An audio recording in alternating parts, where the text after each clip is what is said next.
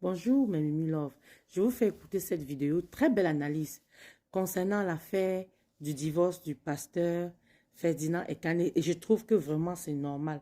Tu peux pas dire que tu es un pasteur, tu divorces de ta femme jusqu'à venir dire à Monde Vision que c'est parce qu'elle est malade. Mais c'est qui font les miracles? C'est pas les pasteurs et les prêtres. Non, j'ai jamais vu. Écoutez cette analyse, Mimi Love. Les Mimi Love, je vous aime. On écoute. Les Mimi Love, écoutons.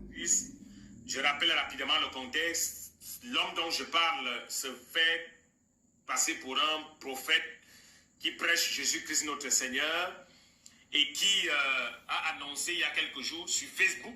Je rappelle que quand tu décides d'aller parler sur Facebook, ça veut dire que tu souhaites que tout le monde puisse donner son avis. Parce que sinon tu aurais désactivé les commentaires.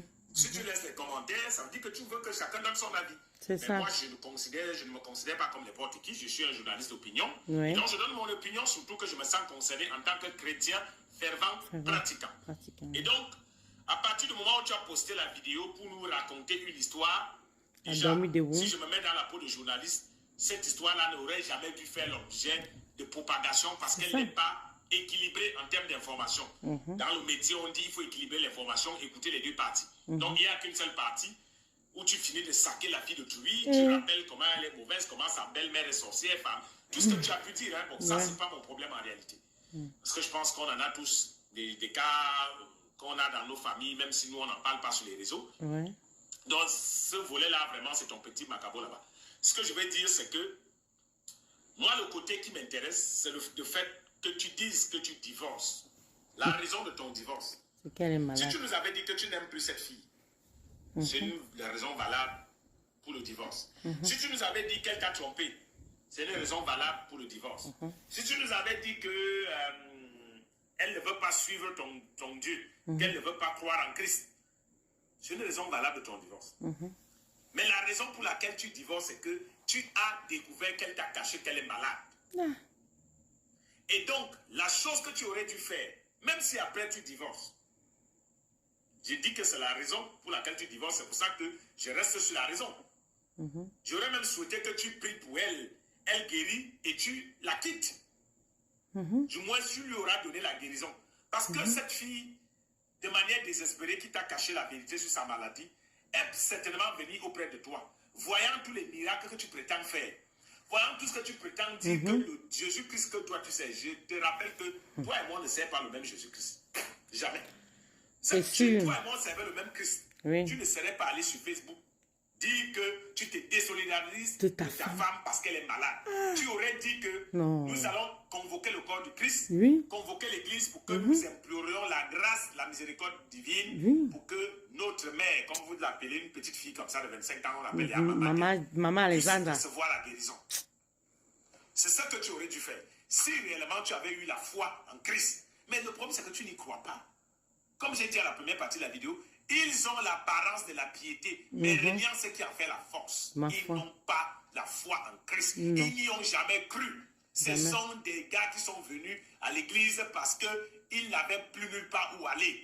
Ce sont des gens que la vie a été difficile. Ils ont choisi le chemin de la facilité. Lire la Bible, aller acheter l'onction au Bénin, au Nigeria et autres, avoir les foules, s'enrichir. Parce que si tu croyais en Christ, tu saurais que Christ est capable de guérir ta femme. C'est ça, les miracles. Tu ne serais venu.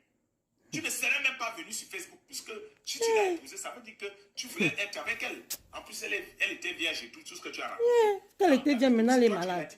Ça veut dire que tu serais resté avec elle. Tu aurais prié pour elle dans le secret. Elle aurait retrouvé la guérison. C'est ça. Votre vie, le couple serait en ce moment sur les chapeaux de l'eau. C'est ça. Mais le problème, c'est que tu ne crois pas au Dieu que tu prétends enseigner aux gens tous les jours. Tu ne crois pas en Christ. Tu n'es pas certain que Christ peut faire le miracle là. Parce que tu n'as jamais fait aucun miracle. En fait, tout ce que vous montrez aux gens là, ce sont des montages. C'est du pipeau. Cette fois-ci, c'est parce que ça te concerne. Et là, tu sais qu'ici, il n'y aura pas question de marmaille. Parce que tu ne peux pas marmailler avec ta propre femme. Si ça cuit, tout le monde va dire, mais tu nous as dit que ça va, non? Parce que c'est facile de marmailler avec les gens des autres. Ou quand vous filmez, quand la personne est à l'église, c'est que c'est bon, elle est guérie. Quand la personne part chuter à l'hôpital ou dans sa maison, les caméras ne sont plus là, on ne sait pas ce que ces gens deviennent, comme ils ne sont pas connus. Or, là maintenant, il s'agit de ta femme. Donc, s'il lui arrive quelque chose, tout le monde saura. Mais comme tu ne veux pas courir des risques, en réalité, ça c'est quelqu'un qui n'a pas confiance à son Dieu. Hein? Quelqu'un qui préfère mettre un terme au mariage, ça veut dire renvoyer la fille chez elle avec la maladie. Tu aurais été sage en disant, j'ai décidé que comme elle m'a menti, je vais divorcer, mais avant, je demande au corps du Christ de prier pour elle, pour qu'elle retrouve la guérison. Non, en réalité, tu n'as pas la foi en Christ. Tu ne crois pas que Christ peut la guérir. Tu n'y as jamais cru. Vous êtes tous venus dans l'église de notre Seigneur Jésus-Christ pour vous enrichir. Vous êtes des marchands, vous êtes des commerçants. Parce que quelqu'un qui croit à la puissance de Dieu, à la puissance du Saint-Esprit, se serait mis à genoux ou entrer dans le lieu secret, aller à la montagne comme tu allais l'autre jour faire le match vu avec tes fidèles, avec les caméras. Les gens vont dans le lieu secret. Lieu secret, il y a les caméras dedans. Incroyable l'église d'aujourd'hui. Lieu secret. On dit qu'entre dans ton intimité, il risque. Je suis même que vous avez les nudes et tout dans vos téléphones. C'est sûr. C'est sûr. Mais ce que je dis et le débat de fond, il est clair. Cet homme doit fermer sa boutique. Ça, c'est une boutique. En tout cas. Et arrêter de parler au nom du Seigneur Jésus-Christ. C'est tout. Quand on est un homme qui a la foi, quand on croit en Christ, c'est quoi la maladie que ta femme a? Elle est quoi pour Jésus-Christ? C'est pas possible, un pasteur. Si on peut croire à tes vidéos que tu postes sur TikTok, Facebook, là, tu guéris les gens, c'est quoi la maladie qu'elle a? Même si elle a le sida, même si elle a le cancer, même si elle a, je ne sais pas, qu'est-ce qui peut encore être incurable là, même si c'est une maladie incurable, Jésus-Christ est capable de la guérir. Et le gars va jusqu'à prendre des exemples dans sa vidéo pour dire que pasteur Kinassi, Marcelo, n'importe quoi, il veut dire quoi là? Elle n'est pas revenue. Donc, voilà donc la qualité d'homme de Dieu que vous avez.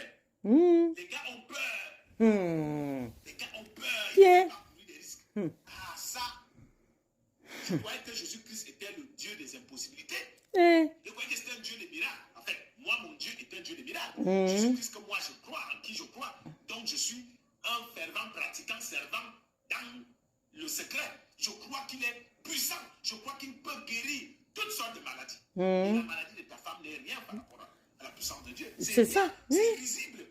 Qu'est-ce qui est impossible à Dieu? La dimension de foi que tu présentes aux gens, entre guillemets. Si tu dis avoir atteint cette dimension, c'est quoi la maladie, la petite maladie de ta femme? Qu'en une seule imposition de main, tu es capable d'arriver. Comme tu fais avec les autres vidéos, c'est facile de prier pour les autres. Mais prie pour ta femme, frère. Prie pour ta femme. Pour la guérir. Comment tu n'es pas capable, toi, le premier, de communiquer la foi à ta femme? Il y a comme Maman Alexandre. Quand vous l'appelez Maman Alexandre. Parce que comme tu t'es précipité, quand elle va parler, ça va chauffer. Le jour où cette soeur, elle va donner sa version. Le jour où elle va parler, ça va chauffer pour toi. Quand elle va dire le nombre de choses qu'elle a pu voir, le peu de temps qu'elle a été là, ça va chauffer. Parce que moi, je ne crois plus à cet instant que toi, là, tu crois en notre Jésus-Christ. Je préfère que Jésus-Christ aille me dire que je me suis trompé. Je préfère qu'il aille me dire ça au dernier jour. Mais la manière de te dire là, que tu te désolidarises de quelqu'un parce qu'il est malade au lieu d'invoquer Christ, pour que le Christ qui guérit passe sa puissance, tu l'as déjà oublié. Mon frère.